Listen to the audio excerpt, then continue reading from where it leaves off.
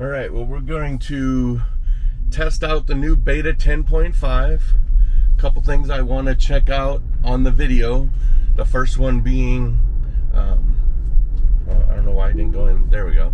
First one being on how it drives on the roads. Does it drive down the middle of the road? I got a couple intersections that have really struggled in the past, and so we'll test those out, and a couple roundabouts that it's struggled with, so we'll test those out. But so far on 10.5, and sorry for the jittery camera at the beginning here, my camera setup isn't exactly what I want it to be, but right now we're driving right down the middle of the road like we were before, around that corner. But as we get around the corner, it does seem to move its way to the right a little bit. I got a big excuse me, a big dumpster in the road, so it'll go around that. And then coming up here, we have a left-hand turn, which is a very, very blind turn. It's tough for humans to get it, so we'll see how the car can do. The one thing I noticed before that I didn't like was how it moved to the left so much. In this update, it does seem as though it has stayed to the right a little bit. Now we'll see. This is a tough turn, and the car did very good there, staying between or looking around the fences. It's a real tough look around those fences, so the car did a really good job. We're in a school zone, so it's 20 here. I don't think that the flashing yellow lights are recognized yet. It just recognizes that whole zone as 20, so I leave it at that. And then if it's not school going on, the light's not flashing, then I will up it to 30 miles an hour. But thanks for watching this video today. This is Rat's Tesla. I know there's a lot of videos you can watch on the beta, so I appreciate you watching mine. I do ask that if you like the video, drop a like on it, give it a thumbs up, drop some comments, and also subscribe to the channel. That helps us out, and it did a really good job on that right turn there. Not so herky-jerky as we've seen in the past. There are a lot of cones on my right. They're doing some construction. Got a truck coming up here, so we'll see how it interacts with these two. And it is slowing down a little bit. The cones and the truck make it a little bit tight. It's a little bit cautious. I'm okay with that, I think. I know one of the things that they're supposed to fix in this is some of the phantom braking issues, and so I do have a couple spots coming up where that's been an issue.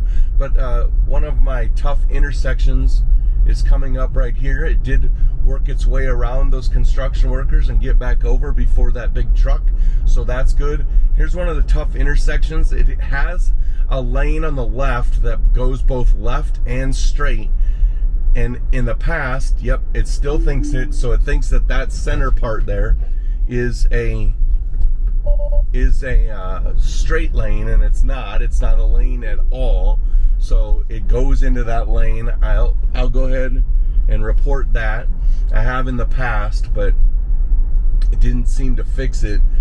So that's okay. That's a tough situation to know that the left lane is also a left and a straight lane. That's a tough spot for the car. So yeah, all of this it handles pretty well, so we'll go ahead and fast forward through this until we get to our roundabouts.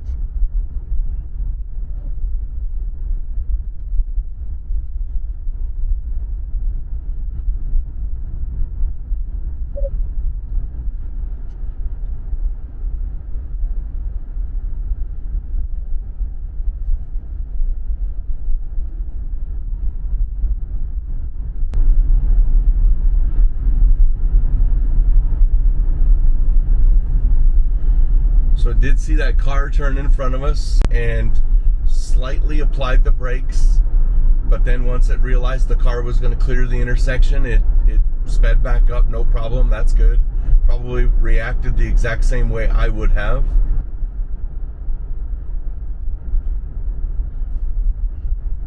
So the light stops very good. It doesn't slam on the brakes. It's a nice steady stop. The light turns green, and we're going to roll through it. And this is going to be our first roundabout. And the thing that I've noticed with roundabouts is if it's a 2-lane roundabout, it struggles a little bit. This one it's going to stay in the left lane, which it needs to go straight. But I have also noticed that it treats yield signs as stop signs. So there's traffic, so I'm going to give it a little bit of a throttle to help nudge it through because we were clear. And it takes the roundabout pretty good. It does make a little bit of a herky-jerky move there at the end that I'm going to report. But the next roundabout that's coming up here is one that's really given us issues. Both lanes you can go straight through, so take the second exit out of, but the best one to be in is the inner lane, and the car likes to go to the outer lane.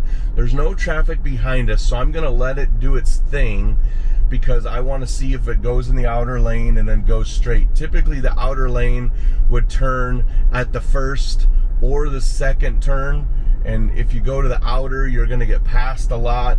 But I'm going to let it do its thing, see if it goes to the outer or see if it stays to the inner. I would prefer that it stays to the inner lane, and it looks like it's going to already go to the outer lane.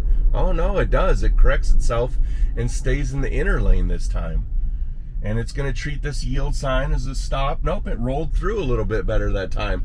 That roundabout was much better. In the past, it has gone to the outside lane there, which I don't like. It stays on the inside lane this time. Much better, Tesla. I like it. And it didn't stop at that yield sign. So it seems that the yield signs are kind of intermittent on whether or not it's going to stop at them.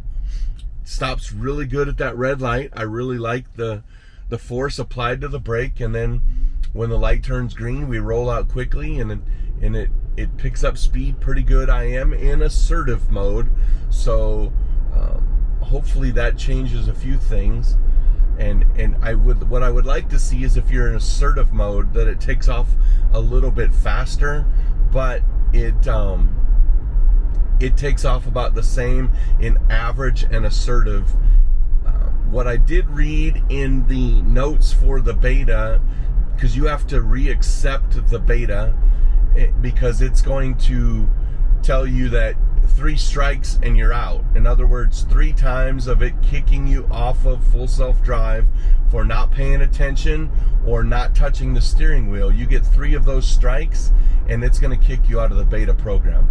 It doesn't say whether or not it'll let you back in on the next update or if it's just out for that drive. It doesn't really state that, so I think they're kind of leaving that open to do against each driver individually. You know, if you've got a driver who's never paying attention, you probably want to kick them out. But if it's here and there, hit and miss, maybe you want to let them back in on the next beta version. One thing I would like to see is, you'll notice our speed limit just went from 45 to 35, but the car takes a very long time to slow down to 35. And in this area of town, if you're not slowed down to 35 right away, you could get a ticket from the cops. They typically sit at that second intersection, and they will give tickets if you don't slow down quick enough. So I'd like to see that happen a little bit, where it slows you down a little bit faster, but that's personal preference. I understand why they did the way they did. You don't want the car just slamming on the brakes. But overall, this drive has been very good.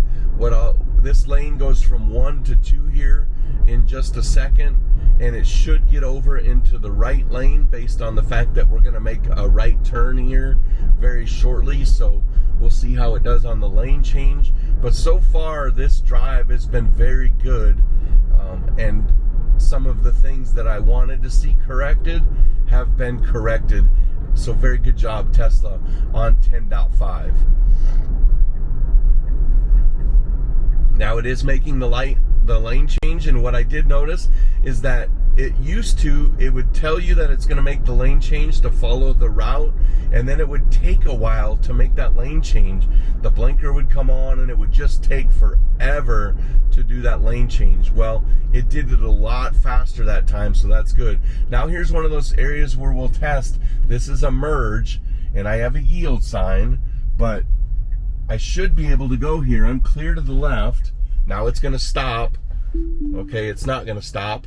and there were cars coming, so I took over there. But we'll put it back in, and we'll see what the car does here when these vehicles clear through. This truck clears through, it should be good. I can go. It's rolling out very slowly. I let it do its thing. There was traffic behind us, but I let it do its thing. So now we're going to cancel that navigation and set a new point and get rolling to our new route, which is home. So this will take us on a much faster speeded road, and it takes us on another area where the car has been hit and miss on detecting a turn lane. So we'll take it over that as well. And I'm going to apologize in advance here. I am getting ready to go over some rather large, bumpy railroad tracks, so our video could get pretty shaky here for just a moment. I'm going to fast forward through until we get to our right-hand turn up here above.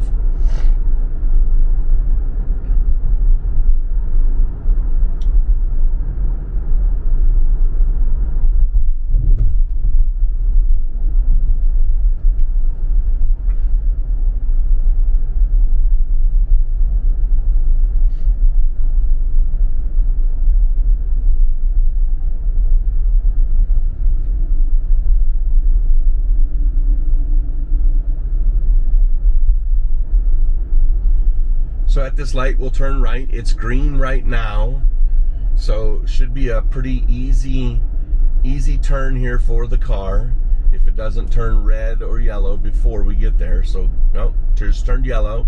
So we'll see how it handles this. We can turn right on red at this corner. The other direction, the arrows for them are on. It does creep forward and realizes that it can go. So that's good.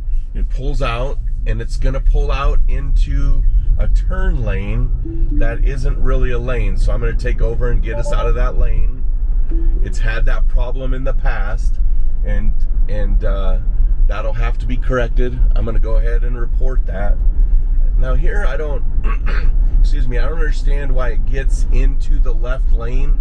It's not a big deal. The speed limit's 55, so I'm not required to be in the right lane. But it gets in the left lane way in advance, and doesn't necessarily need to be here, but it's okay. Oh, there's a little bit of a phantom braking there, phantom slowdown. Not sure why it did that or what it saw, but we'll go ahead and report it. But overall, that's been the only slowdown I've had on this drive, which is pretty good considering the fact that before, I mean, it would give you tons of slowdowns while driving. So, that was on me. I had to put pressure on the steering wheel, and I put too much pressure on the steering wheel.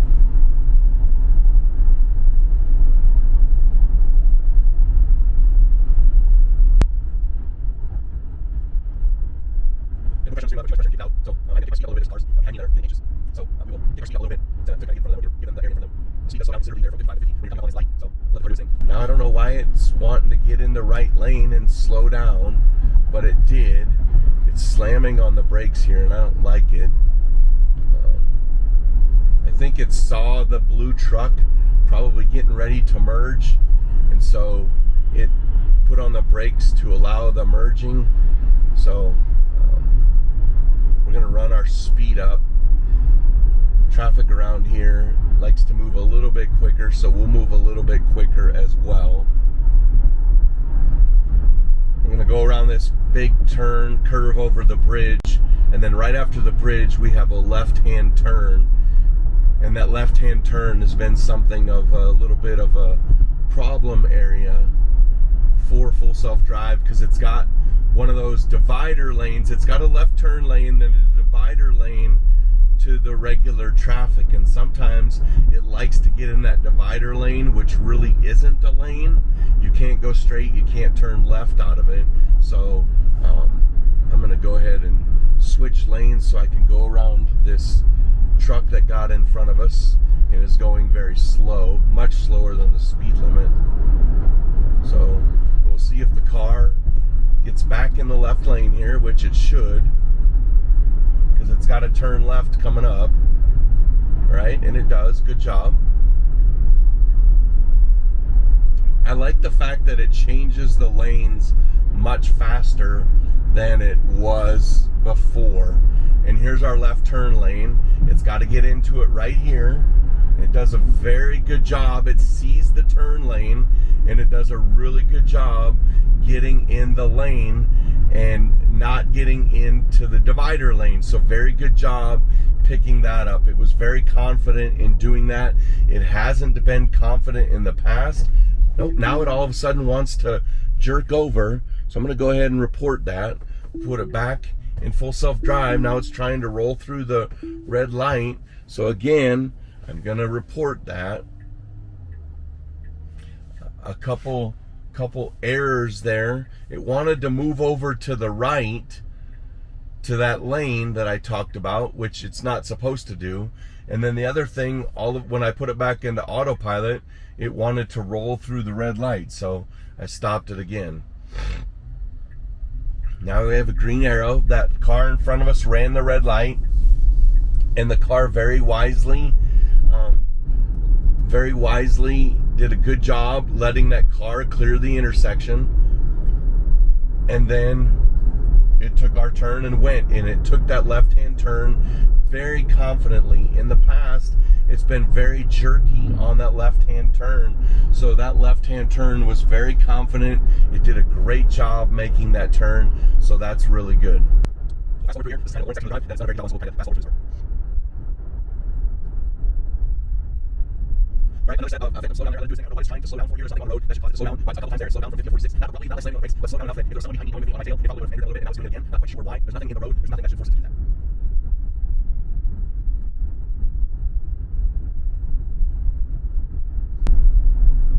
We'll slow down from 45 to 35 here. I was at 50, and you'll see that it does apply the brakes in this spot to slow us down from 50 to 35. It did it a little bit strong, but there was nobody behind me. I don't mind it slowing us down here, because again, up here at this little crosswalk area right up here, cops will sit, and they do tend to pull people over if you take too long to slow down from 45 to 35. So that was well done.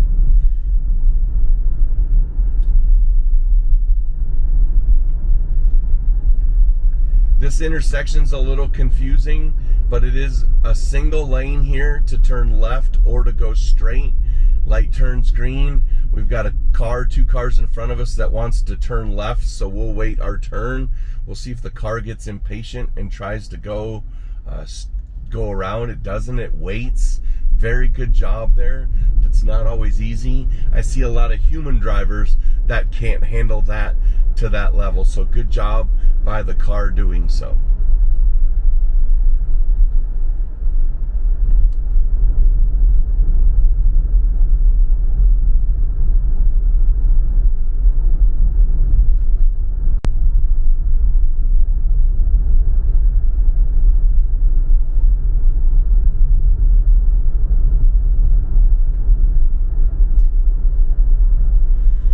Do have a left-hand turn coming up here. It does get a little herky-jerky. We did swerve out a little bit for that pedestrian, which was good because we're on a little road where that's necessary.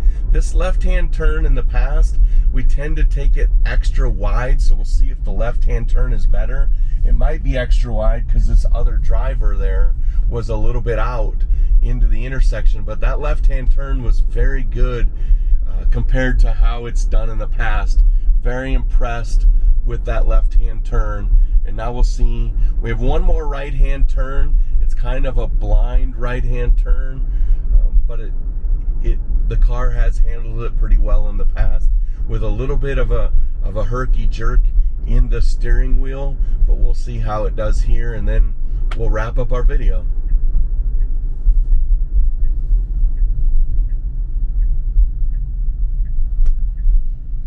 Wow, that right-hand turn was very, very good from the car. So overall, I'm going to have to say that 10.5 has some very good improvements over 10.4. I have noticed that the car tends to stay to the right in these neighborhood roads that don't have lines down the middle. That's an improvement. It did much better on the traffic circles. That's an improvement. I didn't like that it still stops at the yield signs at traffic circles, so I'll look for that improvement. And it seems that the left hand and right hand turns are much better in this version. So overall, Tesla, I'm going to give you a thumbs up. Sorry about that big bump. I'm going to give you a thumbs up on 10.5. That'll do it for our video today. Make sure you like and subscribe to my channel. Like the video, drop some comments below. But that'll do it for our video today. Thanks for watching. Get out, go drive, and be safe.